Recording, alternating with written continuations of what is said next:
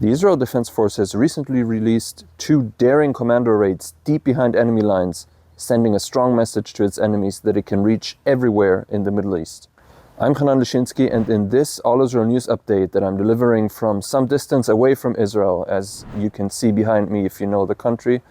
in this update we will focus on 2 daring raids the IDF conducted behind enemy lines in recent months and revealed last week in an effort to send a message to its enemies around the world. The first announcement came last Friday when the IDF revealed that a commando raid had entered Lebanon some 140 kilometers north of the Israeli border, so already in northern Lebanon, not even in the southern part of Lebanon, but in North Lebanon, a commando raid carried out by Israel's version of the Navy SEALs, which is called Shayetet 13, or Flotilla 13. This is a naval commando unit. And according to reports, it's important to say that the IDF confirmed this raid, but didn't give a lot of details. The details that we do have are partly based on Lebanese reports. So according to these reports, Flotilla 13, those Navy SEALs, drove up the border apparently in a small speedboat, drove through the Mediterranean Sea up into northern Lebanon, where they reached a town called Batroun, a coastal town in, as I said, 140 kilometers north of the Israeli border. A group of 20 commando soldiers apparently entered a villa, or it's been described as a chalet in this coastal town.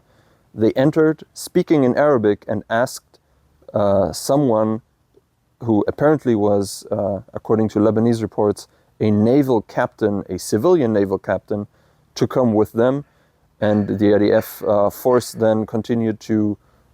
take this guy with them into their speedboat and back to Israel.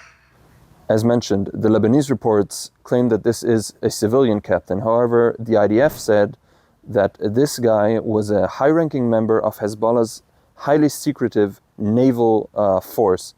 And while other parts of Hezbollah's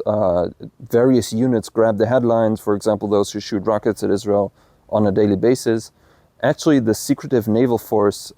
has been one of the Israeli Navy's most important concerns, as apparently over recent years they've been equipped with advanced anti-ship ballistic missiles and other secret weapons that they can use to endanger the Israeli Navy.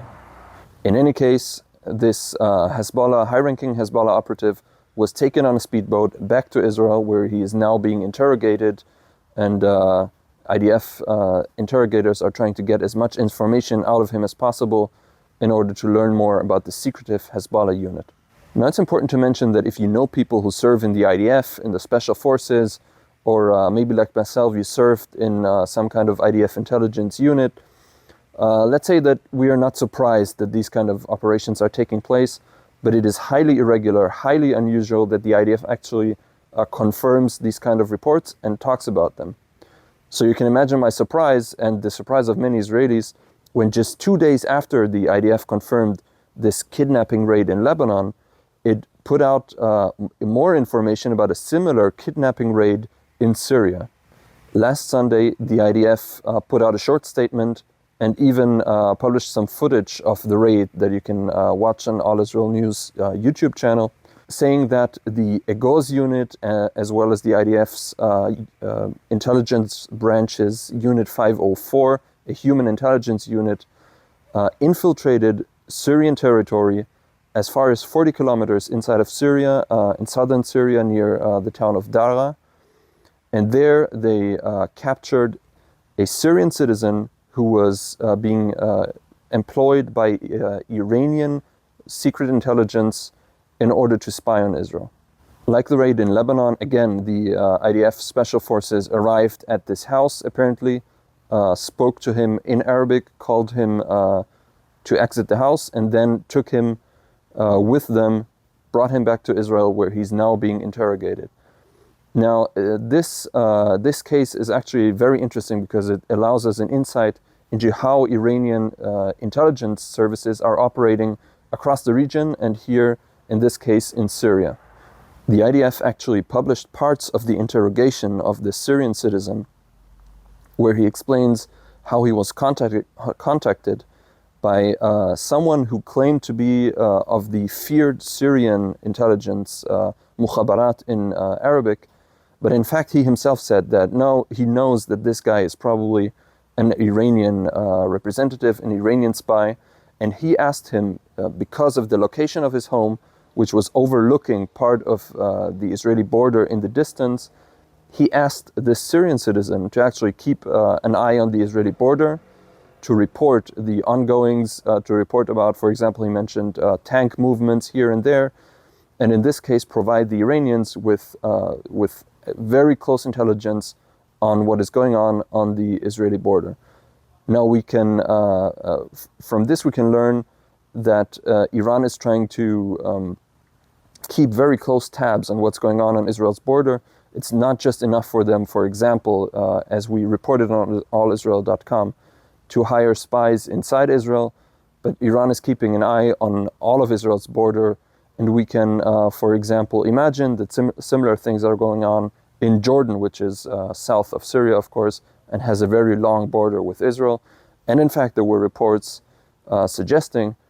that the Iranian intelligence services are trying to gain a foothold inside Jordan and destabilize the country in order to be able to operate against Israel from there as well. Now, as I mentioned, for most Israelis who are actually in close contact, most of the time either have friends or relatives or family who are still serving in the IDF, these kind of reports are not surprising. It stands to reason, let's say, that there are commando raids, kidnapping raids even of this kind or similar kinds going on all the time, and especially since the current war started last October, these kinds of operations probably have intensified. In fact, these kinds of operations are part of what in Hebrew is being called the Mabam, the Maracha Ben HaMarachot, or in English, the war between wars. This is a covert war, you could say, that has been going on for at least the past 10, 20 years, and in recent years has focused on preventing the arms supplies, most of the time from Iran through Iraq, Syria, and Lebanon, in order to arm either Hezbollah or similar armed forces in the region threatening Israel. This war between war, for the most part, has been fought covertly through intelligence, through secretive raids, and most of the time through unacknowledged airstrikes, either through fighter jets or drones, targeting arms trucks, supply convoys, carrying weapons through some desert road, as you can imagine, maybe seeing in some kind of movie. But the fact that the Israeli army has decided to confirm these reports about two extraordinary raids, not some killing raid, but raids where people were actually being kidnapped and brought back to Israel, which is way more complex, this sends a strong message. Since the start of the ongoing war, the IDF armed forces have shown great performance in the field. They've maneuvered with huge formations, things that we haven't seen in Israel actually for decades probably. Whole divisions entered Gaza in force and have now entered Lebanon in force, where they're still fighting, of course. But in recent months, there seems to have been a decision to escalate the psychological warfare that is going on, starting with the beeper explosions in Lebanon, which have still been unacknowledged by Israel. But of course, everyone thinks it's Israel. Starting with these operations and continuing with massive waves of airstrikes, first in Yemen and then in Iran, it seems that there's been a conscious decision, a policy, to reveal at least part of the IDF's capabilities, its advanced technological and intelligence capabilities, to strike fear into the enemies of Israel, mainly those being mainly Iran and its tentacles across the region. To stay up to date on Israel's latest covert raids, as well as all other ongoings in the Jewish state, for example, the political turmoil of the last couple of days, follow us on allisrael.com, as well as our social media channels, and especially here on YouTube.